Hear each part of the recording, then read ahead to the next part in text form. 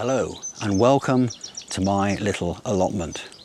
Coming up is a varied look at the world of growing your own food. And this time around we start off with the humble beetroot.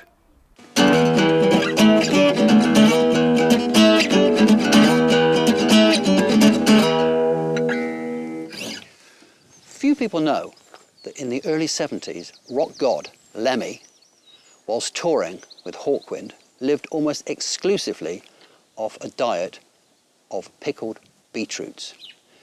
It was cheap, highly nutritious, and encouraged the attention of many female fans eager to participate in a beetroot salad with Mr. Kilminster after the gigs. So this is a baby beetroot growing in a tea bag. It was a seed 4 days ago and it's made itself at home in one of my Earl Grey tea bags, but it's too small to go in the ground. So let's get one that's a little bit bigger and get it in the ground. So time to start digging, and guess what? I'm on my knees again.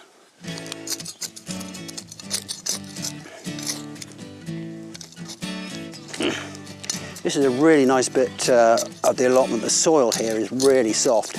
We used to have a fire here and all that carbon has broken down. It's gone into the soil and it's really kind of makes it super soft and very, very nutritious. Although don't eat it.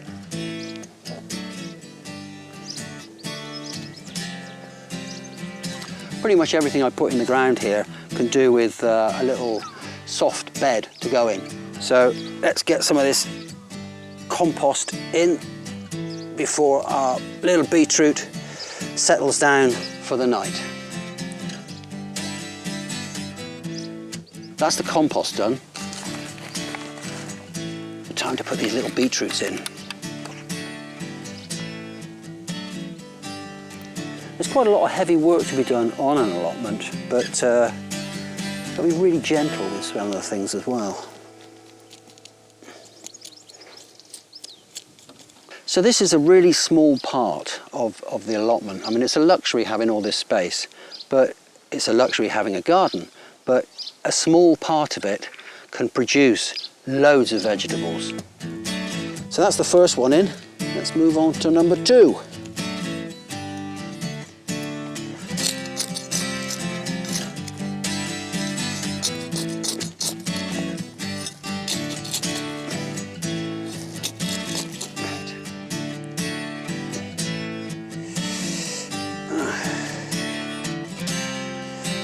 That's number 2 in the ground. If they're good enough for Lemmy, they're good enough for anybody.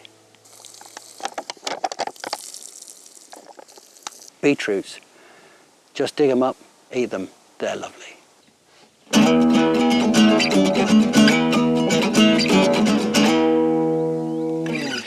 It was also rumoured that Lemmy used to roast his beetroots in the back of his Marshall amplifier, ready for a tasty treat of a snack post-gig.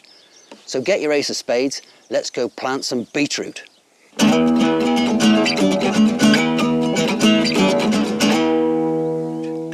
It's a hangover cure as it cleanses the liver. It's an aphrodisiac and a hair dye too. It was first cultivated by the Romans. What did they ever give us? And the ancient Greeks used it medicinally as a cure for constipation.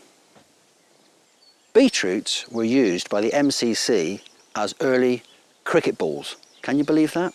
Now you can grow them on a doorstep, any little bucket or any outside space.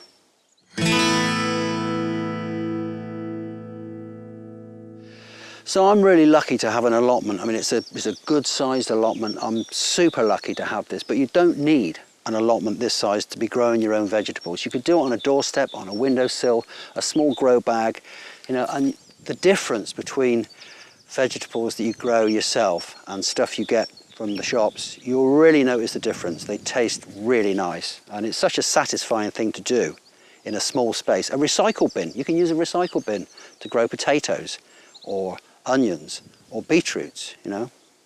You don't need a lot of space.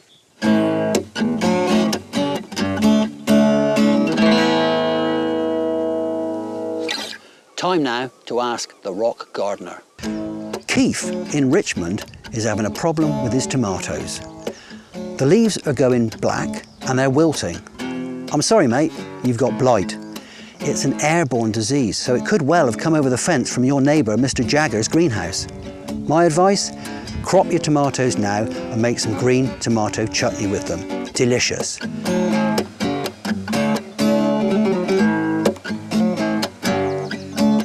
I've had a message from a Henrik in Sweden. Of course, Sweden, they've got a much shorter growing season, which presents its own challenges. But Henrik, he's got black spots on his turnips. I'm afraid it's fungal, and it probably is your seeds. My suggestion? Try pathogen-free seeds and make sure you rotate your crops every year.